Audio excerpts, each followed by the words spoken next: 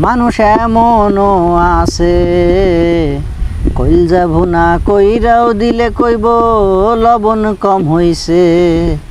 মানুষ এমনও আছে, কইলজা ভুনা কইরাও দিলে কইব লবণ কম হইছে।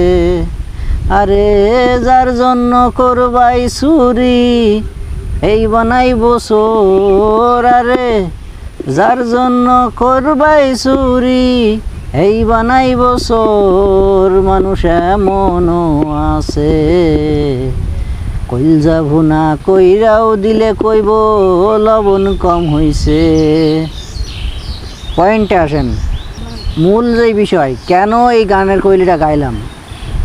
বর্তমান জামানায় এই ঘটনাটাই সবচাইতে বেশি ঘটছে। আপনি যার জন্য কলিজা কেটে, হৃদয় বুক চিরে ফেড়ে কলিজা কেটে ভুনা করে খাওয়াচ্ছেন, সেই আবার বলছে যে লবণ কম হয়েছে। ঘটনা সত্যি না? বর্তমান যেই দুই প্রতিষ্ঠানের, দুই সংগঠনের প্রধান হিসেবে দায়িত্ব পালন করছে বেনজির সাহেব এবং জেনারেল আজিজ, তারা শুধু কলিজা দেয় নাই, পুরা শরীর জীবন যৌবন সব দিয়ে দিয়েছে। এরপরেও আজকেরে তাদের অবস্থা দেখেন। ব্যাপারটা বুঝতে পারছেন? বলা হচ্ছে যে অপরাধী যত বড়ই প্রভাবশালী হোক না কেন, তাদেরকে কোনোভাবে সরকার সহযোগিতা করবে না। তাইলে কি কলিজা কেটে ভুনা করে খাওয়াও লাভ হইছে? এখন কই যাবে তারা? পয়েন্টে আসেন। মূল যেই বিষয়, কথা হচ্ছে গিয়ে কথা সেইটা না। এই যে বেনজির আহমেদ, যখন তার নামে একটি পত্রিকায় রিপোর্ট হলো যে বেনজিরের ঘরে আলাদিনের চেরাগ, এরপর থেকে কতদিন পার হয়ে গেল। দুদকের টনক নড়ল কখন? যখন ব্যারিস্টার সুমন দুদকের নজরে বিষয়টি আনলো। এর আগে তো টনক নড়ে নাই। তারপরে কি হইল? তারপরে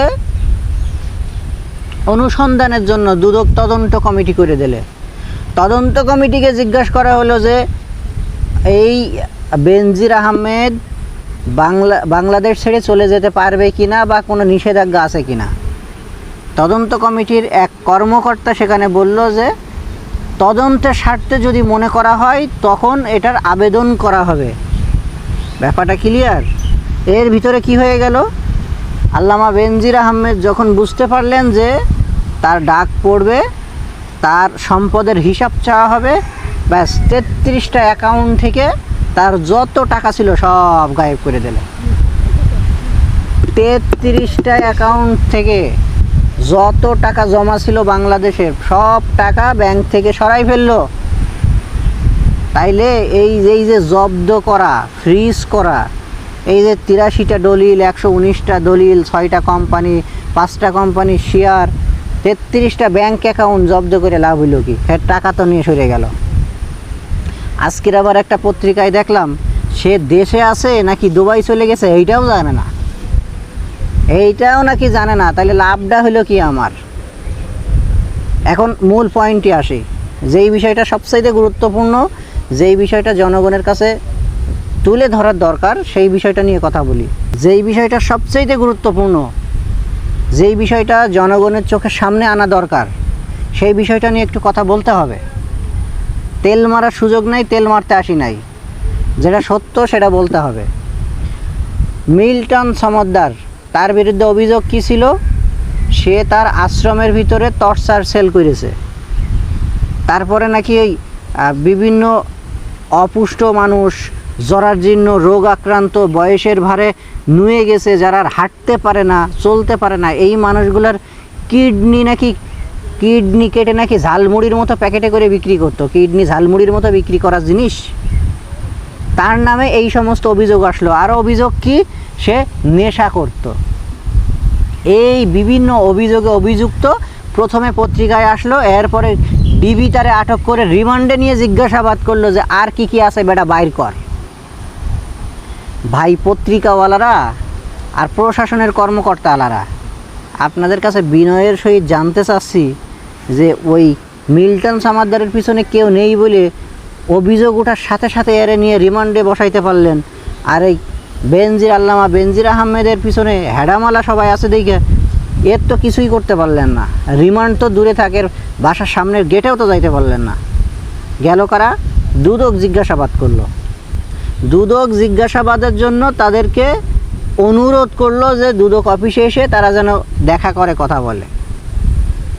কই মিল্টন সমাদ্দারের বেলায় রিমান্ডে এনে জিজ্ঞাসাবাদ করা হলো, আর বেনজির আহমেদের বেলায় অনুরোধ করা হলো দুদক অফিসে আসার জন্য। এর বেলায় কি রিমান্ডের দরকার হয় না? কত হাজার কোটি টাকা দুর্নীতি করছে, পদে থাকা অবস্থায় কত শত একর জমি কিনছে, এইগুলা কোত্থেকে আসছে? এগুলা তো রিমান্ডে এনে জিজ্ঞাসা করা হয় না? প্রভাবশালী নেতা বলে। বাংলাদেশে এক দেশের এক রাষ্ট্রের ভিতরে দুই নীতি কেন হবে? দুই রকম নিয়ম কেন হবে? যে গরিব তাকে ঠেসে মেরা হচ্ছে, আর যে ধনী টাকা পয়সাওয়ালা তাকে মাথায় তুলে নাচা হচ্ছে কেন? অপরাধের তদন্ত করার জন্য মিল্টন সমাদ্দারকে যদি রিমান্ডে এনে জিজ্ঞাসাবাদ করা হয়, তাইলে জেনারেল আজিজ বা বেনজির আহমেদ তাদেরকে রিমান্ডে এনে কেন জিজ্ঞাসাবাদ করা হবে না?